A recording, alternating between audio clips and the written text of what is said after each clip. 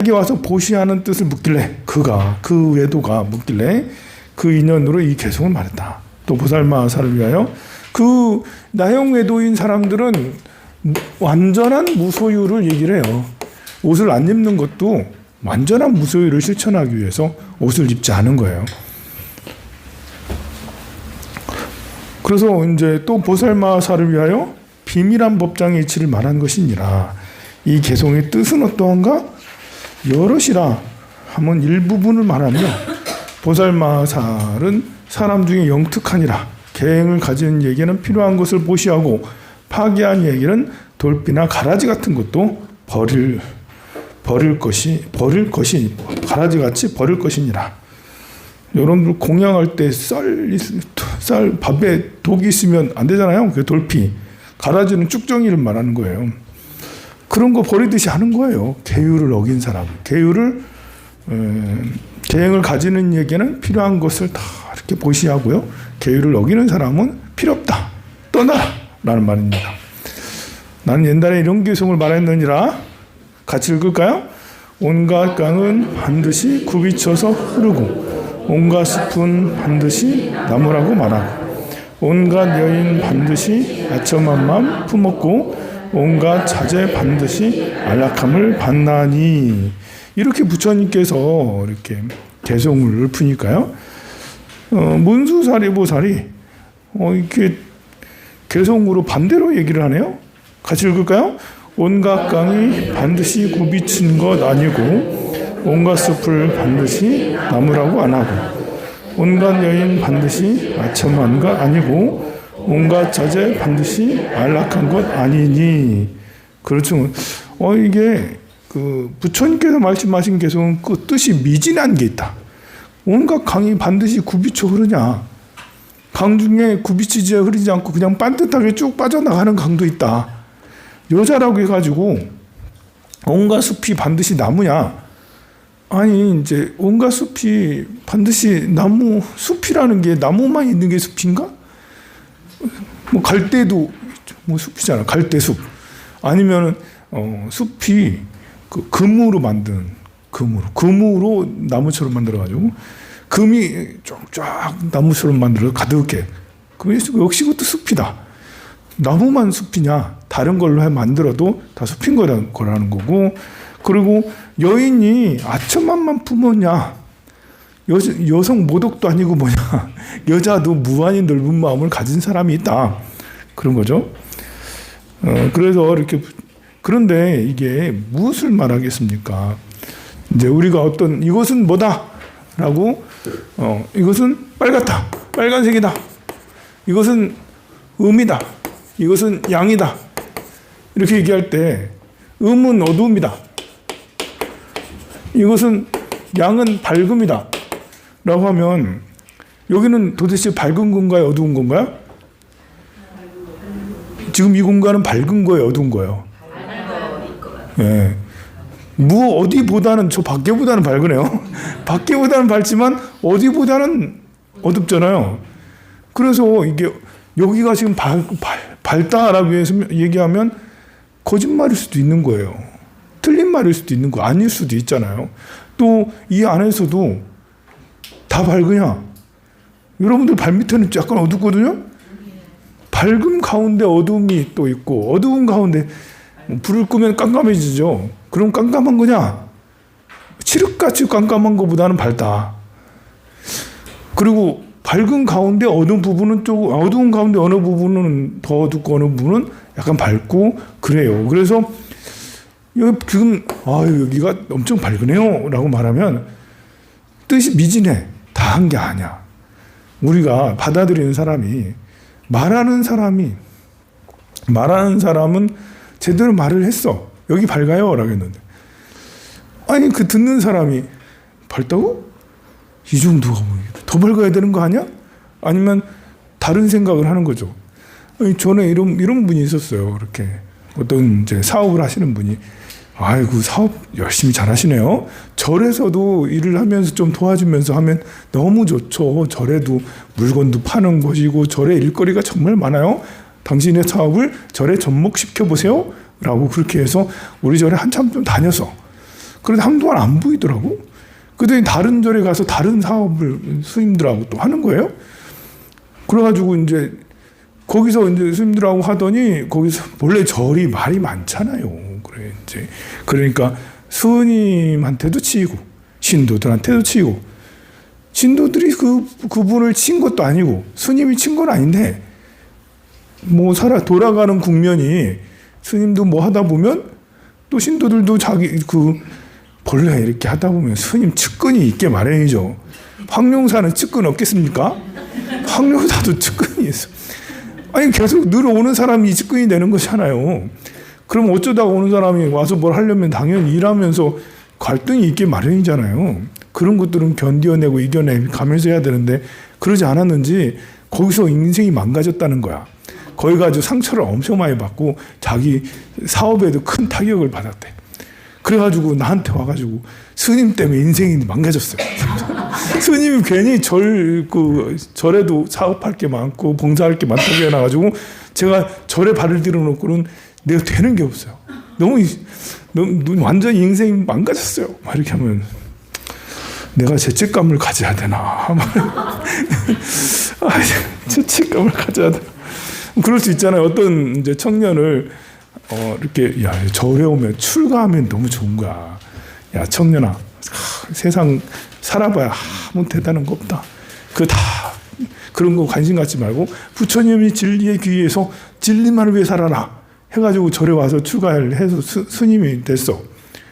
스님 생활을 잘하면 괜찮지만 스님 생활이 완전히 망가졌어. 그러면 스님 때문에 내 인생이 스님이 저를 나쁜 길로 데리고 와가지고 스님 이 절 조계종이 지금 이게 승려다워요? 그래서 이제 이렇게 하면 내가 사람 망가뜨렸나?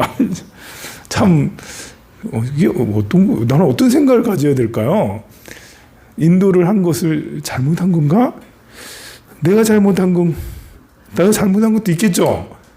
모르겠어요. 그런데 그러다가 그분이 너무 자기 삶을 비관해서 자살해봐. 그럴 수도 있죠. 그럴 수도 있어요. 그러면 결국은 나 때문에 내가 그렇게 만들었나? 이런 그거 참 난감하죠. 그러죠? 그래 이제 그렇습니다. 뭐 저한테 책임이 없는 건 아니죠. 길을 인도했으니까. 그런데 그래요. 이렇게 부처님께서 어떤 설법을 했을 때 그 설법은 훌륭하셨어. 근데 받아들이는 사람이 그것들을 다른 식으로 받아들이고 그렇게 하다 보면 자칫하다가는 이렇게 부처님 때문에 내가 망했는데요? 이렇게 될 수가 있어요. 이거 누구 책임인가? 그래서 어려운 것입니다. 그래서 한 곳에 이건 밝음이다. 여기는 밝음만 있다. 라고 생각을 하면 왜 그럼 그 사람은 그렇게 적응을 하지 못하고 그랬을까? 이게 이제 형상에 매여 있는 거죠. 형상에 매이다 보니까. 밝음은 밝음에만. 그러니까 형상에 매이는 사람은 이렇게 성공과 실패, 예민해요. 남한테 보이는 상이 높잖아요. 상이 높아가지고 남에게 잘 보이고 남에게 어떻게 보이는 외면적인 그런 모습이 굉장히 중요한 거죠. 이렇게 성공과 실패 외면적으로 괜찮게 보이고 그렇지 않게 보이고 좋은 차에 집착할 필요는 없잖아요. 우리가 좋은 차 타고 다닐 필요는 없는 거라고요. 차를 안 가지고 다녀도 되잖아요. 근데 남자들 중에는 집은 새빵살이를 하더라도 차는 외제차 타고 가야 돼. 다녀야 돼. 뭐 그런 자기 취향이 그러면 그럴 수 있는데 그것이 전반적으로 삶의 대부분의 삶의 생각이 그쪽으로 가 있다면 얼마나 살면서 갈등이 심하겠습니까? 보여지는 것만 되게 중요하니까 사람들도 겉모습이 허우대가 좋은 사람하고는 너무 잘 지내고 그렇지 않은 사람은 저거 해가지고 욕이나 하고 그럴 수 있잖아요. 분별심이 훨씬 더 많아지죠. 분별심이 많으면 눈치를 보게 돼요. 스님 눈치 보고 신도 눈치 보고 스님 눈치 보고 신도 눈치 보고 스님이 조금만 말을 안 걸고 뭐 스님이 약간 심각해 보이면 스님이 날 미워하나? 스님 날 배제시키나? 스님은 항상 빵긋빵긋 웃어줘야 되는 사람인가? 아니잖아요. 선생님이 어떤 때는 안 좋을 때도 기분이 나쁠 때도 있는 거예요. 그런데 그 사람 때문에 나쁜 건 아니거든요. 근데 본인은 나 때문에 나쁜 건가 하면서 막 굉장히 혼자 고민을 한다는 거죠. 옆에 있는 또 다른 신도들이 어떻게 늘 자기한테만 웃어주고 이렇게 친절하게 해주겠어요. 또 스님 옆에서 왔다 갔다 알랑알랑하면 옆에 있는 보살님들 아이씨 짜증나 이러면서 이제 별로 좀 안 좋게 보잖아요. 그러면 뒤에서 이렇게 뒷담화도 하고 막 그렇게 하거든요, 사람들이. 그러면 어떻게 그걸 또 알아가지고 뒷담화했다고 나를 배제한다라면서 나를 뭐 텃세니 뭐하니 또 이렇게 하면서 또 이제 된다고요? 그것도 모두 다 분별심이, 이게 자기 중심이 잡혀 있지 않으면 이쪽으로 갔다 저쪽으로 갔다 이쪽으로 갔다 저쪽으로 자꾸 이제 남이 이러면 이렇고 저러면 저렇고 하면서 마음이 너무 헤매인다는 거죠. 그래서 본성에 들어가야 되는데, 그러려면 중도를 알아야지. 색즉 시공 공즉 시색. 밝은 것 가운데는 어둠이 있고 어두운 것 가운데는 또 밝은 것이 있다. 착하게 살아라 라고 한 가운데는 또 착하지 않은 것이 있는 거고, 착하지 않은 것 중에는 좀 착한 것이 있는 거고. 사람이 너무 착하게 살아요 라면 자유가 없어지잖아. 자유롭게 살아요 그러면 나한테 상처 주기가 더 쉽잖아. 착해지기가 쉽지가 않아. 내 맘대로 네 맘대로 살아요 하면 행복하지. 근데 네 맘대로 어떻게 맨날 살아요? 그러니까 눈치 봐가면서 자유롭게 살면서도 눈치 보고 중도의 삶을, 중도적 관념을 가져야 되는데, 그거를 한쪽으로만 나는 내 마음대로 할 거야 하다 보면, 내 마음대로 하다가 이제 마음이 약하면 내 마음대로 하다가 내 마음대로 막 하잖아요. 그러면 이제 사람들이 뒤에서 수근수근 하거든. 또 그거는 또 못 견딘다. 그거는 또 못 견뎌. 뒤에서 사람들이 수근수근 하는 것도 못 견뎌. 자유를 원하면 뒤에서 사람들이 수근수근 하는 것은 감당해야 될 일인데, 근데 그만한 이제 삶의 통찰이 없는 거죠. 우리가 이제 이렇게 어떤 행동을 하는 데 대해서는 항상 책임이 따르기 마련이잖아요. 절에 매일 오는 것은 거기에 대한 책임이 따르기 마련이에요. 절에 매일 오면 사람들이 다 알게 되잖아요. 사람들이 다 알면 조금이라도 다른 사람보다 약간 도덕적이고, 도덕적이란 게 뭐예요? 늘 친절하고 또 마음이 넓어서 사람들에게 자주자주 인심을 많이 쓰고 먼저 봉사하고, 좀 엉덩이가 가벼워야 되잖아요. 자주 와 있는 사람이 뚝 앉아가지고 인상 콱 쓰고 있고 지나가는 사람마다 왜 왔는지 왜 안 나는 식으로 다 이렇게 보고 있으면, 그러면 이제 그 자기가 거기 그렇게 다니는 것에 대한 책임을 모르는 거잖아요. 근데 이제 어떤 행동을 하더라도 책임을 따르기 마련이죠. 황룡사 주지면 거기에 대한 책임이 따르는 거고, 공양간에 봉사하면 공양간에 봉사하는 것에 대한 책임이 따르는 거고, 종무소 봉사하면 종무소 봉사하는 책임이 따르는 거죠. 하다못해 여러분들이 경전방 공부하러 오는 사람이라면 공부하러 오는 사람이 어떻다라는 이런 것에 대한 책임이 또 따르게 마련이죠. 공부하러 오면 일주일마다 한 번씩 오면 내가 청소는 조별로 꼭 해야 되는 거지. 당연한 거잖아요. 근데 그런 것도 생각지 않았고 좀 하는 사람만 하고, 언제 같은 존지도 모르고 그냥 쑥 가버리고, 나중에 하는 말이 나는 왜 맨날 망따당하지? 저기가 사람들 다 시켜놓고는 망따당하지? 막 그러고 있어요.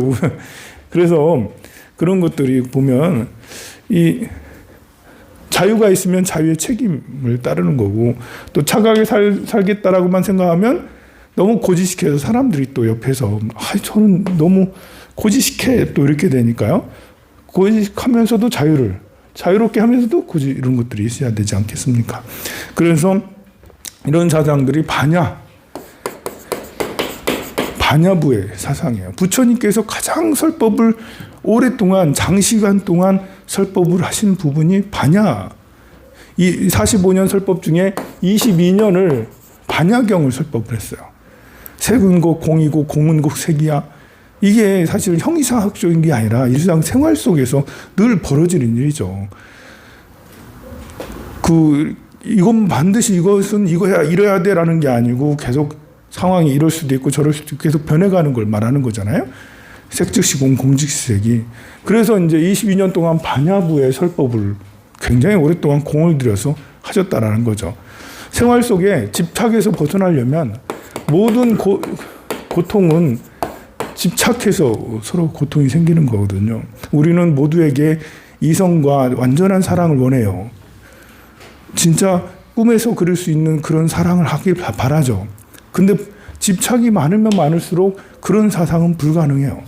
아무리 예쁘고 잘생긴 사람을 만나서 마음에 드는 외모적으로나 뭘로나 마음에 드는 사람 만났어도 내가 집착이 많으면 그러면 만날 때마다 계속 싸운다는 말이죠. 안 만나도 마음속에서 계속 싸우고 있어. 갈등이 막 끝없이 있어. 그래서 진정한 사랑은 이룰 수가 없어요.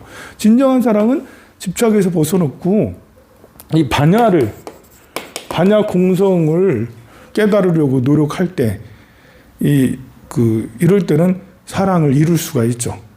이런 거는 범부하고도 내가 마음에 들지 않아도 반야를 알면 마음에 들지 않은 사람하고도 시간이 가면 갈수록 사랑을 이룰 수가 있는 그런 거라고 할 수가 있습니다. 그러니까 생활 속에서 자제로움을 이루려면 반야 사상을 터득해야지 자제로움을 이룰 수가 있어요. 자제로움을 이루려고 하면 관자재보살이 자제로움을 이루려고 할 반야 바람일다를 통해서 그 모든 고통에서 벗어났다라고. 고통은 집착에서 오는 건데 반야 사상을 통해서 자제로워지니까 고통에서 벗어났다라고 그렇게 하는 것이 반야신경에서 말씀하시는 거잖아요. 그래서 여기서도 부처님께서는 온갖 강은 반드시 굽이쳐 흐른다고 그랬는데 문수부사는 강이 굽이쳐 흐르는 것만 꼭 아니다. 또 숲이라고 다 반드시 나무라도 아니다. 이것은 이제 먼저 제시를 하고 반대로 그거 아니다 라고 얘기를 함으로써 인해서 정반합의 원리라고 할 수가 있겠죠. 올바른 것을 딱 내세웠어요. 그거 아니야. 정비론. 그거 아니야. 그거 아니지. 반이죠. 비라고도 하고요. 그리고는 이걸 두 개를 취합하면 그러면 합이 되는 거죠. 이게 맞는 거죠. 가장 올바른 것이 되는 거죠. 산은 산이 아니니까 진짜 산이요. 물은 물이 아니니까 진짜 물이라는 개념도 우리가 부정을 통해서 반대 것을 통해서 아닌 것을 통해서 진실에 다가갈 수 있는 그런 방법입니다. 그 말씀을 이제 227페이지에 그렇게 하셨어요. 인연을 말씀하소서. 왜냐하면 세존이셔 이 삼천대천 세계에 구야니주가 있고 그곳에는 곧게 흐르고 굽이치지 아니한 강이 있으니 이름을 사바야라고 하며 이 강은 활줄같이 서해로 들어가는데 이런 강은 다른 경전에서 부처님께서 말씀하지 않으셨으니 바라건대 여러께서 이 방등아함경에서 미진한 뜻이 있음을 말씀하셔 보살들로 하여금 깊이 믿고 해설하게 하시옵소서. 세존이시 어떤 사람이 먼저 금광을 알고도 뒤에 승금을 알지 못하듯이 열에도 그리하여 법을 모두 아시고도 연설하시면은 이짐이 있나이다.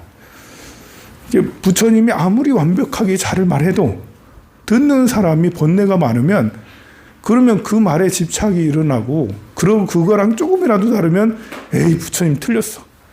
부처님 어떻게 그럴 수가 있어. 부처님은 윤회가 있다고 말씀을 늘 하시다가 어느 때 물어봤어요. 부처님 윤회라는 게 진짜 있는 거예요? 라고 물어보니까 가만히 말씀을 안 하시고 가만히 계셨어. 또 윤회가 있다고 물어봤을 때 부처님이 말씀을 안 하셨다니까 윤회가 없는 거라고. 윤회가 없는 거라니까. 부처님도 윤회를 부정하셨어. 윤회가 있는 거 아니야.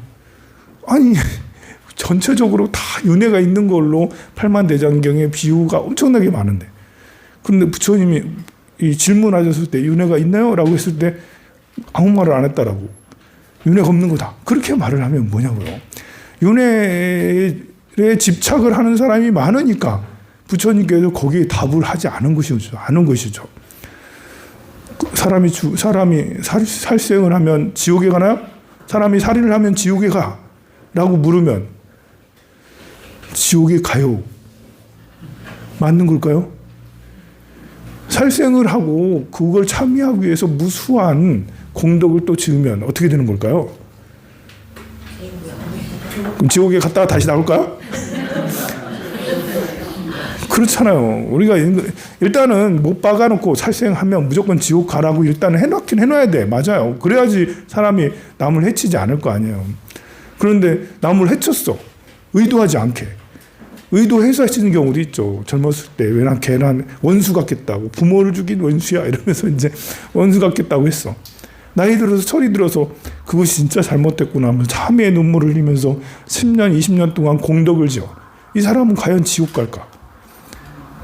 그래서 반드시 악행을 하면 반드시 지옥 가요 라는 말을 맞기도 하고 틀리기도 하다는 것이죠. 우리는 어떤 태도를 가져야 될까요? 이런 것들을 공부하면서 용서해야 될 사람은 다 용서를 해줘야 되겠죠. 또 용서하지 못할 그런 사람은 세상에 존재하지 않겠구나. 어떻게 하면 그가 뉘우치고 참여할 수 있도록 그렇게 해줘야 되는 게 아닌가라는 그런 생각을 가지고 요 열반경의 이 부분 그런 말씀을 계속 하시고 계십니다. 여기에서는 시간이 없어서 하나하나 다 읽지는 못하는데요. 이 부분은 그런 말씀을 하는 거예요. 227페이지 밑에서 7, 8번째 줄 이렇게 보면 그대가 참으로 말하는 변제로 듣거니와 아직 잠자코 있으라 들으라. 문수사려 어떤 장자가 몸에 병이 생겨서 의원에게 진찰하였더니 의원이 약을 지어줬다. 그때 환자가 많이 먹으려고 하니 의원이 말하기를 만일 소화할 수만 있으면 마음대로 하려니와 그대는 지금 몸이 쇠약하여 많이 먹을 수 없다. 이 약은 감로라고도 하고 독약이라도 하나니 많이 먹고 소화하지 못하면 독약이 된다. 1,000만 원짜리 보약을 지었어. 이 1,000만 원짜리 보약은 진짜 영험하다고 소문이 났어요. 그런데 내가 보약을 너무 많이 먹거나 아니면 너무 적게 먹거나 해서 내가 잘못 먹어놓고는 그렇게 해놓고 뭐 병이 더 나빠졌다고 저 한의사 완전 사기치는 한의사. 저 한의 내가 약을 몇 잔이나 먹었는데 오히려 몸이 더 나빠졌다. 이거 맞는 거예요? 틀린 거예요? 참 어렵잖아요. 그죠? 아무리 영약이라 하더라도 영약을 그 수억짜리 돈을 들여서 영약을 샀다 하더라도 복용하는 사람이 잘못 복용하면 영약이 독이 될 수 있는 것이죠. 아무리 부처님 말씀이라 하더라도 이거 쓰는 사람이 이 잘못된 생각을 가지고 잘못된 의도를 가지고 쓰게 되면 부처님 말씀도 독이 될 수가 있는 그런 것입니다. 독약이 된다라고 하였다. 선남자야 너는 이 의원의 말이 이치에 어기어서 약의 효력을 감소한다고 말하지 말라.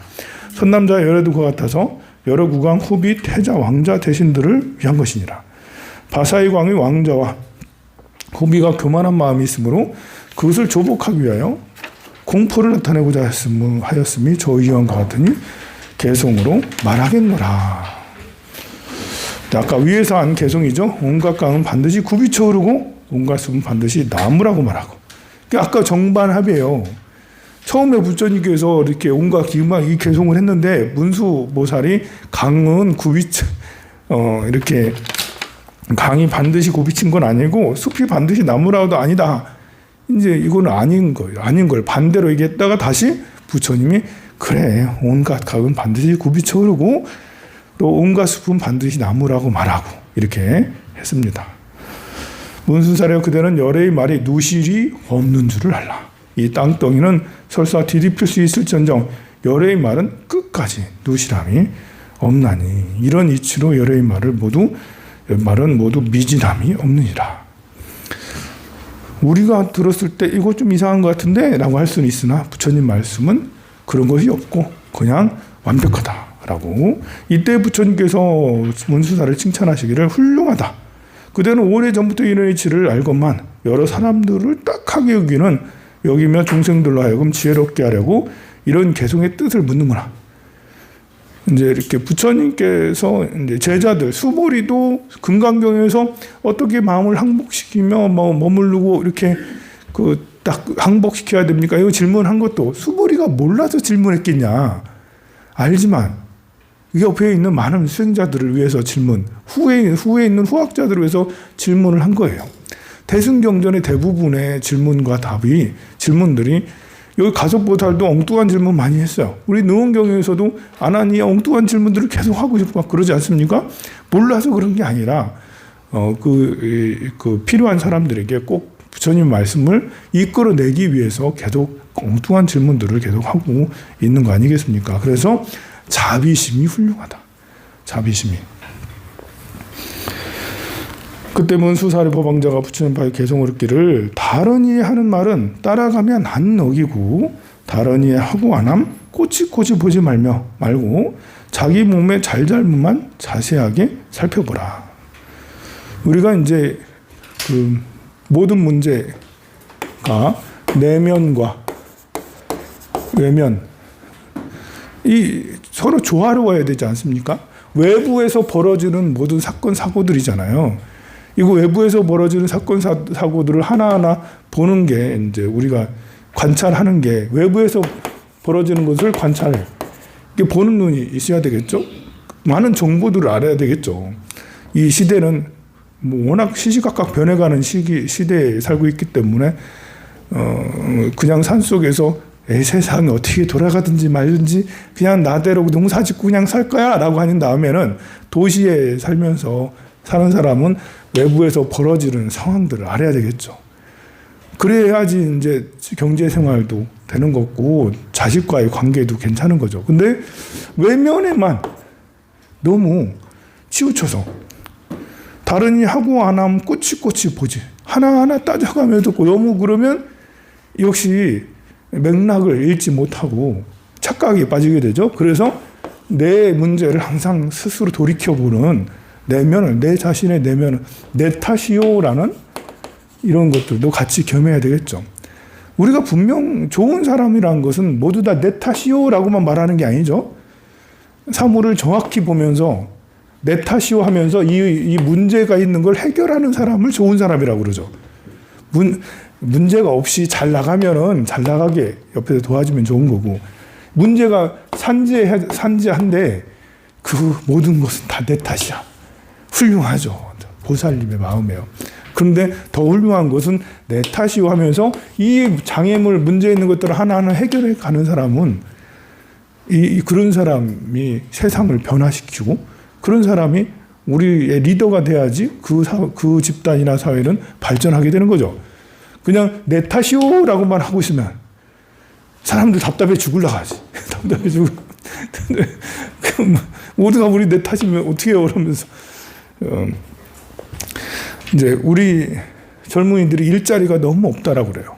일자리가 없는 게 아니라 하고 싶은 일을 하기가 어렵다라는 거예요.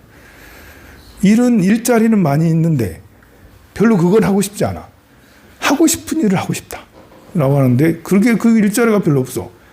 왜 일자리가 별로 없을까? 젊은이들에게 젊은이들이 있으면 일자리가 계속 늘어왔을 거 아니에요. 젊은이들도 늘어왔을 거고. 지금은 이제 젊은이들이 점점 줄다는데 일자리도 좀 줄고 있는데, 그러면 문제가 뭐지? 왜 일자리가 줄고 있는 거지? 일자리가 공급이 안 되고 있단 말이에요. 공급이 안 되는 이유가 뭘까? 가만 생각해 보면, 아니 전에도 10년 전에도 일자리 찾기가 어려웠는데 지금은 더 일자리가 없다고 그래.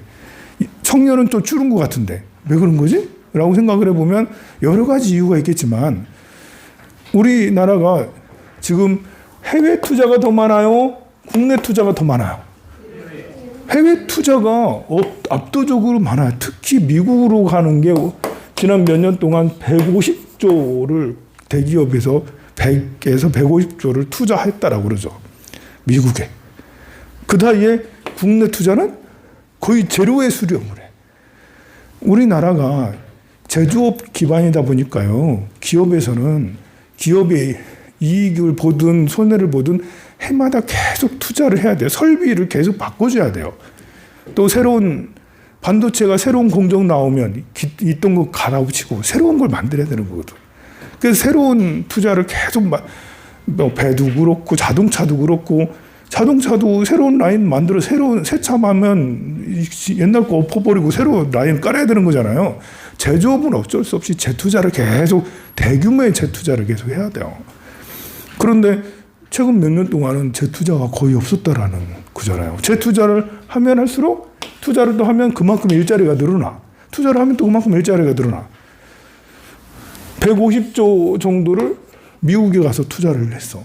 심지어 윤 거사님께서도 미국에 가서 나 10조 정도 투자하고 계약하고 바이드라고 나 투자를 많이 하고 왔어요 라고 되게 자랑스럽게 얘기를 하고 국내 언론에서도 투자 많이 하고 왔어요 다 박수를 치고 막 그랬어요. 근데 뭐죠? 그렇게 해서 결국은 경상수지 미국 대미 수출이 흑자예요. 역대급 흑자죠. 대미 수출이. 근데 이 대미 수출이 역대급 흑자라는 거는 이게 트럼프가 우리나라가 타겟이 되는 거죠. 대미 수출, 대미 적자잖아. 우리 자기들은 우리가 한국하고 맨날 적자 보잖아. 트럼프가 제일 싫어하는 게 독일하고 캐나다하고 멕시코하고 한국하고 제일 싫어해. 왜냐하면 맨날 적자니까 자기들은. 그래서 한국이 방위비 내놔라. 너네들 많이 얻어가지 않느냐. 흑자를 이렇게 많이 내는데 방위비 더 많이 내라. 심지어 우리나라를 무슨 ATM기라고 현금 인출기다. 대한민국은 현금 일출기라고 트럼프는 맨날 얘기하고 다녔어. 대한민국은 현금 일출기지. 그러니까 돈 더 내놔라고 해야 돼.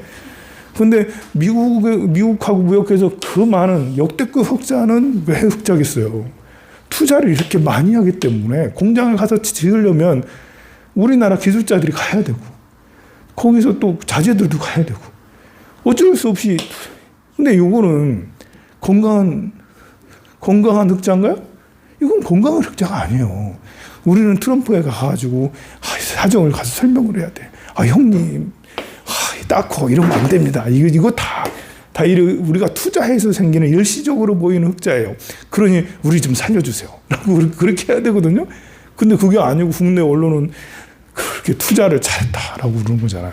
그러니까 이 정도 투자하면 일자리가 10만 개 만들어진다고 그러죠. 10만 개?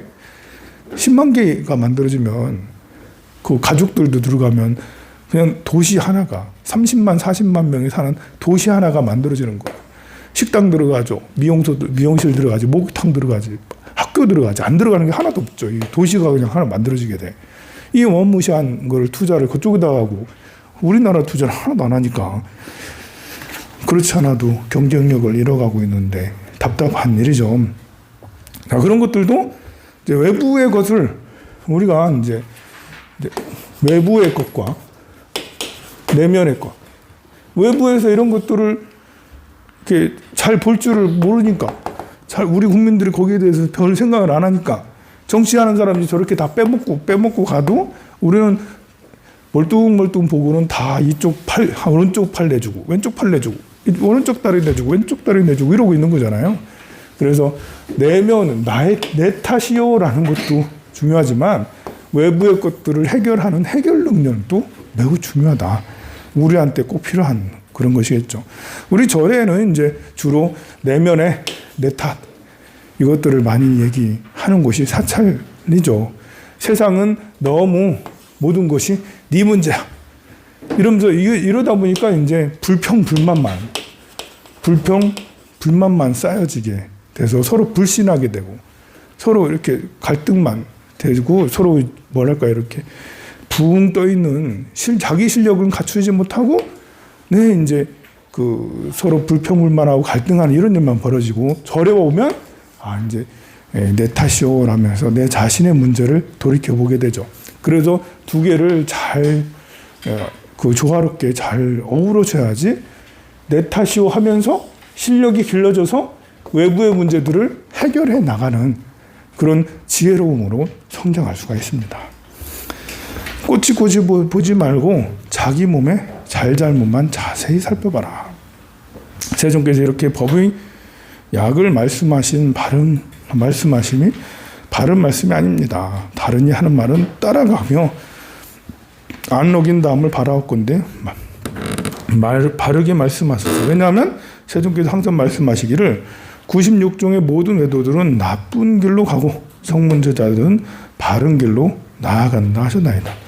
만일 계율을 잔질 지니고 위를 갖추어 모든 행동을 조심하면 이런 사람은 바른 법을 좋아하고 좋은 길로 향할 것인데 어찌하여 이렇게 해서 9종류의 경전 중에서 다른 일을 헐뜯는 것을 보시면 문득 꾸중하였으니 이 개송은 어떤 뜻입니까?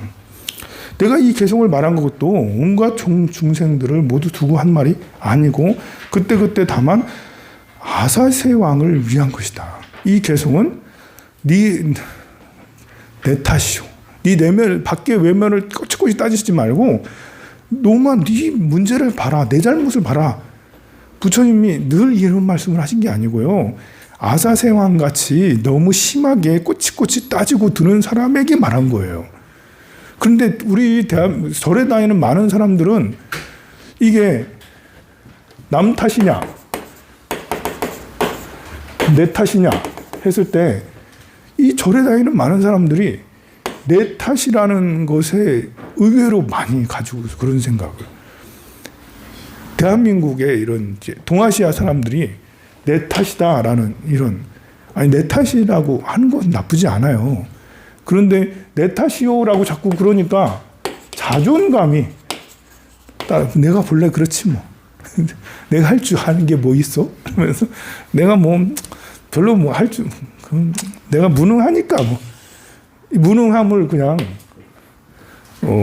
이렇게 인정해 버리고 여기에 타성에 젖어버리는 이런 것도 굉장히 많아요.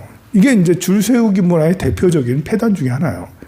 줄세우기 문화는 1등부터 50등까지 100등까지 쭉 세워놓고 앞에 있는 1등만 나는 역시 대단해 라고, 나는 훌륭해, 나는 세상의 욕망을 위해서 나아가도 돼 라고 하고, 뒤에 10등부터 50등까지는 내가 참 무능하네, 이거밖에 안 돼서 선생님한테 맨날 혼나, 부모님한테 맨날 혼나, 그래도 맨날 누저밖에 되지 않는다고 이렇게 스스로 그렇게 생각을 하다 보니까 내 탓이요라는 것이 왜곡되게 이제 작용이 되는 거죠.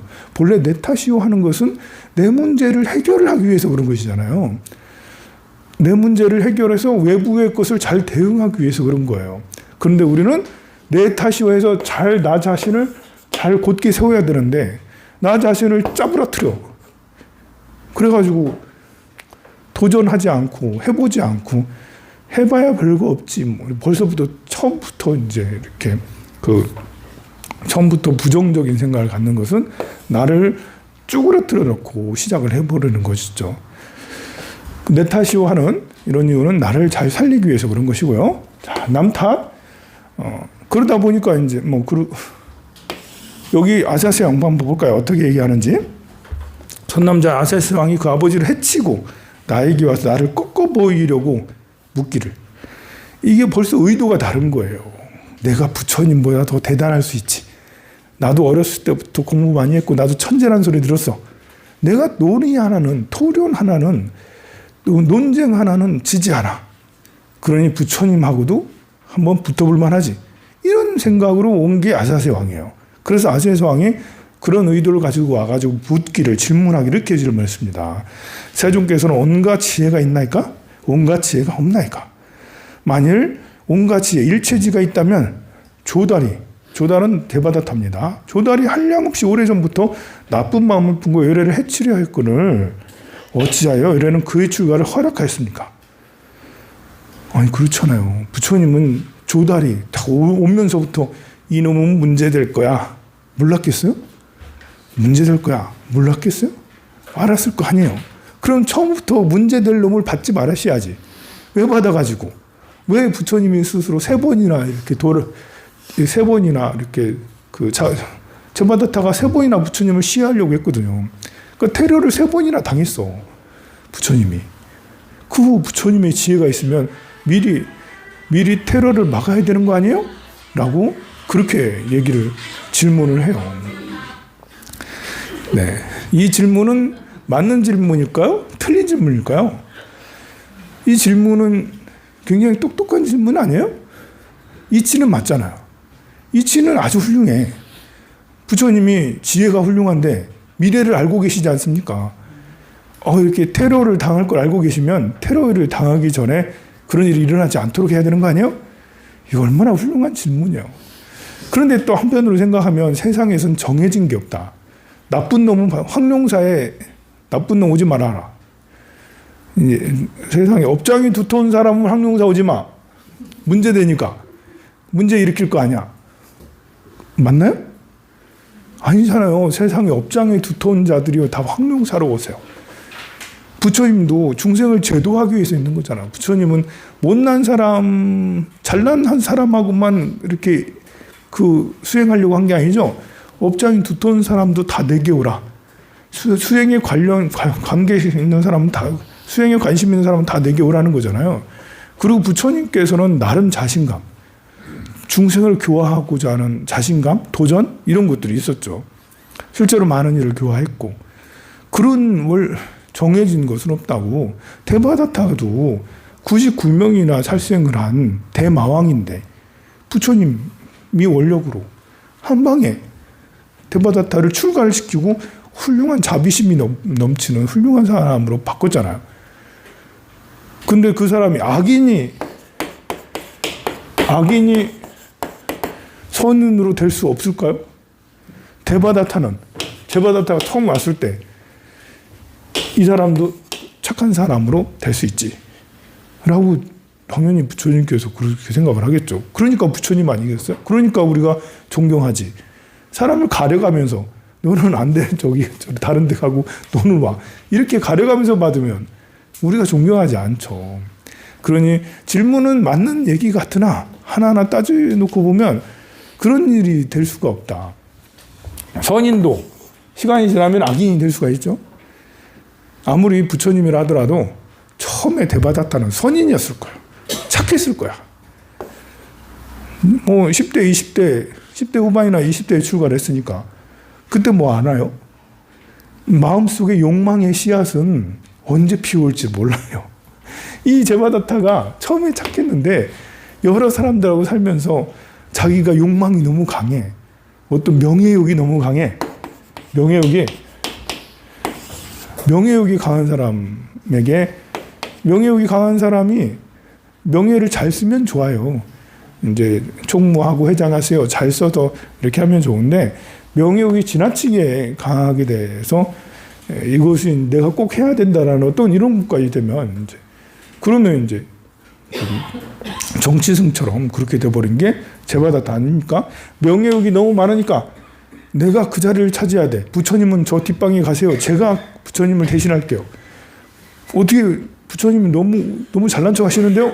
제가 좀 할게요. 이렇게 했던 게 데바다타잖아요.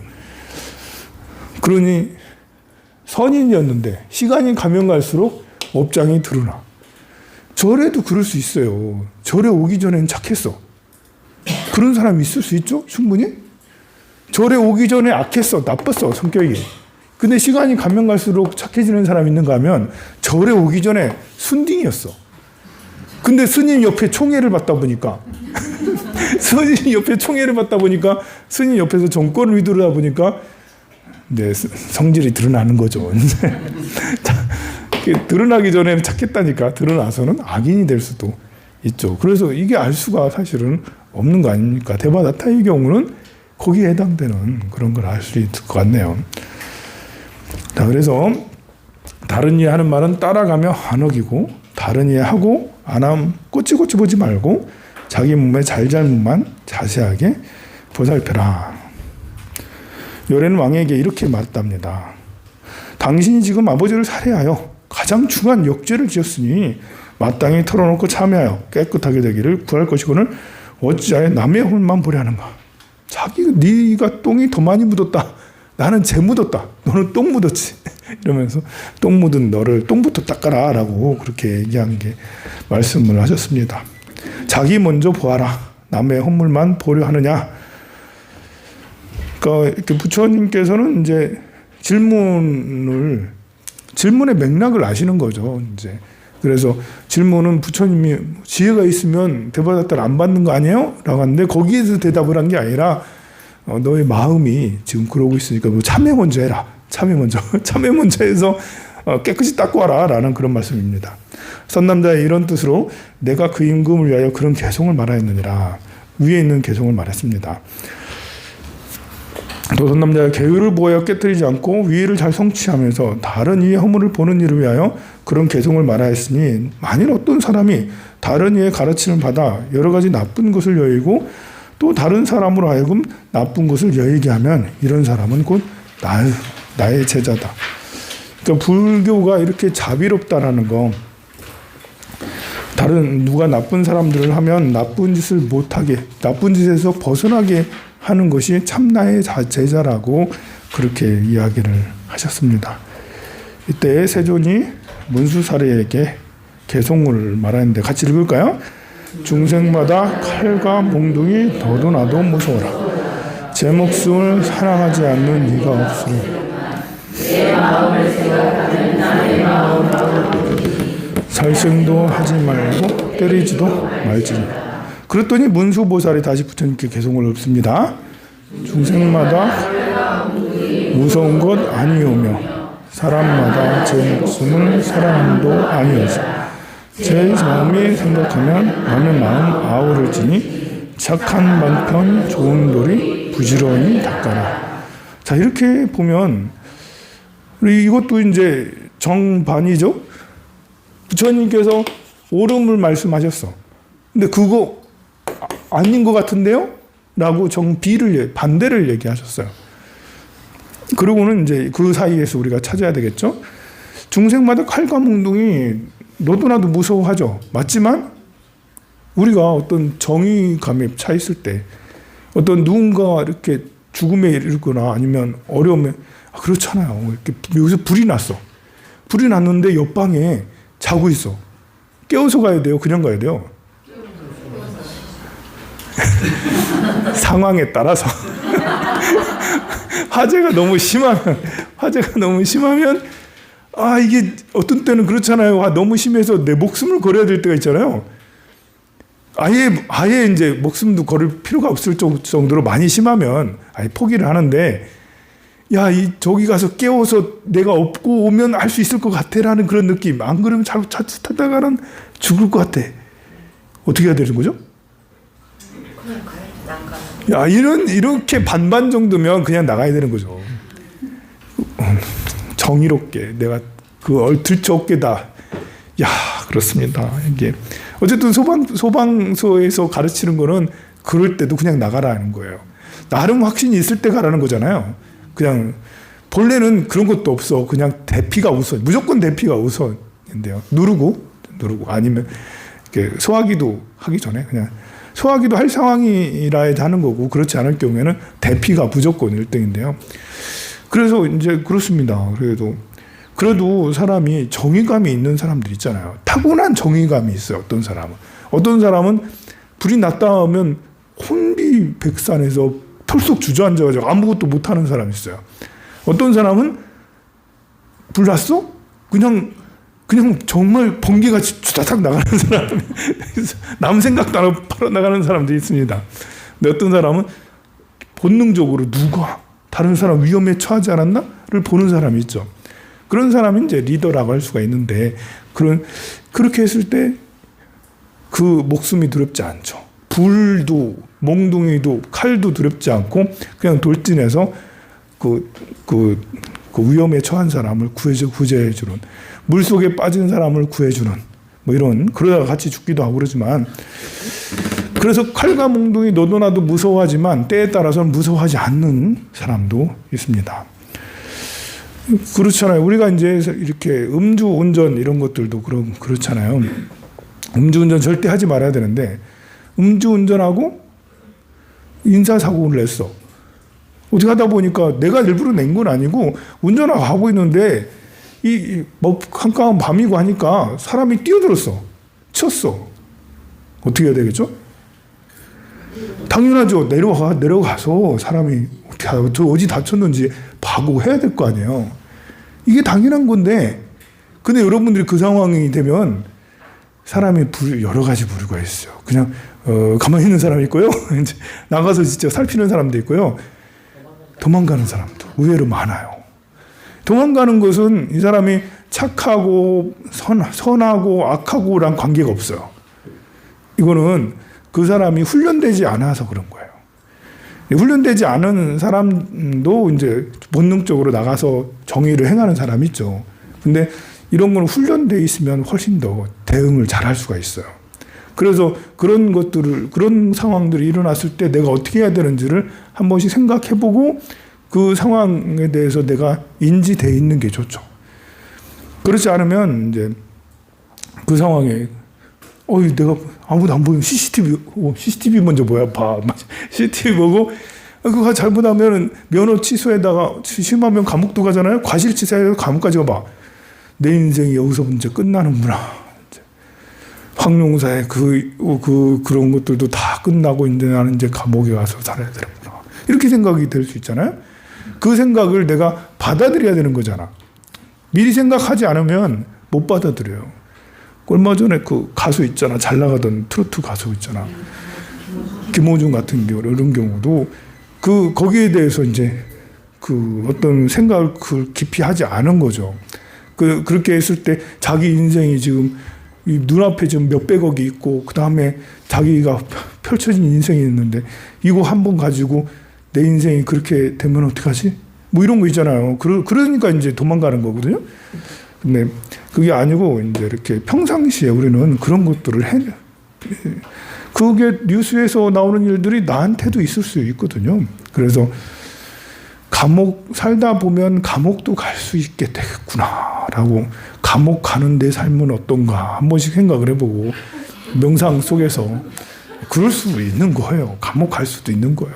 죽을 수도 있는 거죠, 여러분들이. 갑자기 내가 죽을 수도 있는 거예요. 치여서 죽을 수도 있고, 다른 걸로 인해서 죽을 수도 있고, 내가 죽어가는 나 자신을 생각할 수도 있고, 내가 그런 사건, 사고에 휘말려서 뭐 있는 경우가 생길 수도 있고, 또 내가 그런 걸 일으켜서 뺑소니를 치지 않고 거기서 사고에 대응을 잘할 수 있는 나 자신으로 만들어야 될 필요가 있겠죠.